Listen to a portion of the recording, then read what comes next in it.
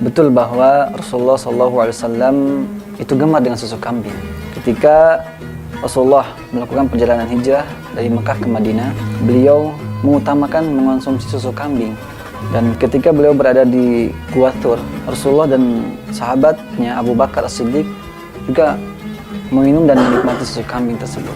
Bahkan dalam riwayat lain juga disebutkan Rasulullah SAW memerah sendiri susu kambingnya, karena pada saat itu Ummu Ma'bad mengatakan bahwa kambing yang ia miliki tidak menghasilkan susu lagi. Namun mukjizat Allah turun terjadi kepada Nabi Muhammad ketika beliau mengucapkan basmalah dan memerah susu kambingnya sendiri, maka keluarlah susu kambing dari kambing Ummu Ma'bad tersebut.